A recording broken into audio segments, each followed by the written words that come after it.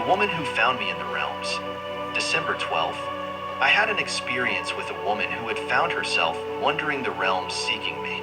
I was alone in between two realms, building a large structure with glass panels, when she came upon me. She had short blonde hair, and as she was walking towards me, I could hear her footsteps approaching me from behind. The area I was in was all wooded, and patches of grass here and there when she began to speak to me. "I'm looking for God," she said. "Me? Nice to meet you. What do I owe the company out here in an unfinished land?" "Woman, it's actually not for me. It's for my family. They don't believe you're real and wanted some proof. Can you give me proof to take back to them?" "Me?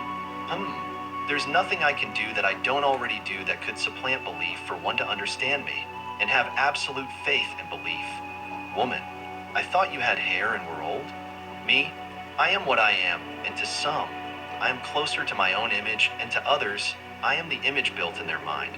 However, my image as I am without my hair, and without garments of glory is just as true as the image with white hair and older appearance."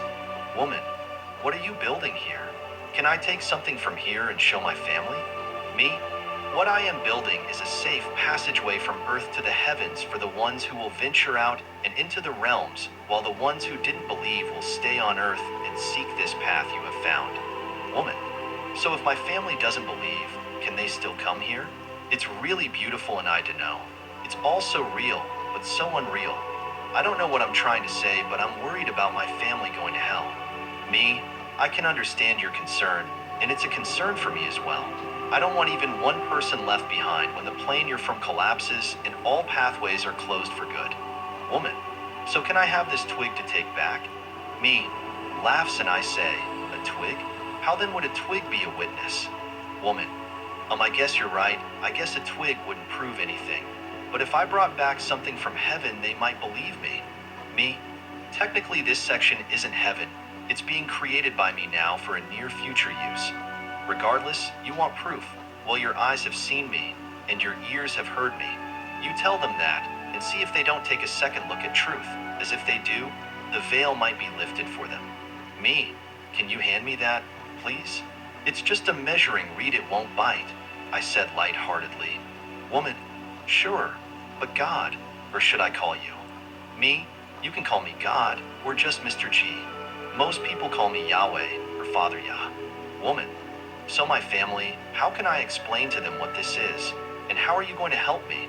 Help them believe? What if you come down and talk to them? They can't deny that." "Me? I assure you, little miss, they would not listen to me more than you, and would not take heed to me on earth. Most don't, as I have been living on earth for over 36 human years, and most want religion and have their hobby in scripture rather than taking its contents to get to know me, and them to get here." "Woman, who are you on earth? I'll look you up, and then you can tell them." "Me? I am who I am, and I am the same you see now. And there is no change for you, as you didn't have an image already, but have seen me in my own image." I put down the measuring reed and began to walk toward one of the sides of the plane as we were talking further, and she asked if she could stay here and go back down as an angel. "Me? Not quite, but I'm glad you have taken such an interest in, and especially heaven. It really is more than any words could ever articulate or wonders ever show. But you will inevitably go back down until the time for your coming." "Woman, my coming? But I thought we were waiting for your coming." "Me? I've already come unto man, and they can't see nor hear because they are spiritually blinded and unable to see me. And yes, you're coming. We here in the realms and in heaven await eagerly to greet and meet our new inhabitants. The angels get busy with preparations, and then announcements go out to all the realms informing them of your arrival. It's a pretty big deal to us." "Woman, wow. So you and the angels are happy when someone dies?" "Me? No, not exactly, as many to most are not coming here out of their own lack of interest or relationship with me. But those who have made that relationship, through the word and knowing the Creator as I am, do come and will come." "Me, and each person is a wonderful addition to the realms and into heaven. They contribute meaningful experiences and thus experience meaningful things." "Woman, can I touch your hand or something, so I know I'm not dreaming?" "Me? Here's my hand, and this is my face. Know it well, and you will overcome all that awaits you back on earth." "Woman, You're exactly what I thought you would feel like and look like, but for some reason, I don't know you, but feel like I've always known you. I know that sounds crazy. Me? Not crazy at all. You've been trying from your heart to know me, and so much that you have broken the barrier in your mind, and have come to me with an open heart and mind, and thus have received me. That's all there is to it. Woman, so should I stop reading the Bible, or what should I do? Me. Reading the Bible is to be read as a witness, and what others have experienced with me along the way. It's a long story with many twists and turns, and for some, it takes one story to get a heart of belief, and others can read the whole book and with a scholarly mind will never see me, my face, or the heavens. It's a book of faith, and there are many to unlimited pages to be written, but written by others who have had experiences with me, so they can then tell another, and by your faith shall their faith be born. Woman, so are you saying I'm in the Bible now? Or what does a witness mean? Me? You have found the true and living God, the creator of worlds and father of life. Your personal testimony is worth many souls if one does the witnessing, and I don't mean standing on the street corners reading Bible passages. It's an intimate type of witness. If a person asks, then tell.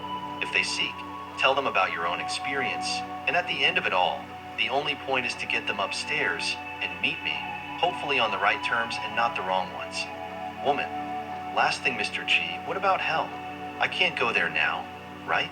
Because I've already been to heaven? Me? Hell is where the unbelievers go, because they never wanted faith in me, and they could not remove themselves from themselves, and humans are fallen and in a state of less than intention, so they need a rework from the soul outward. And with help from good stewards like yourself, many will come and be glad they did. Woman, what now? Me. It's time for me to get back to work, and you to get up for work. The day is still young on earth. As she began to slowly walk towards the tree line, she asked what she could do to help. Me, just believe what you have seen and who I am.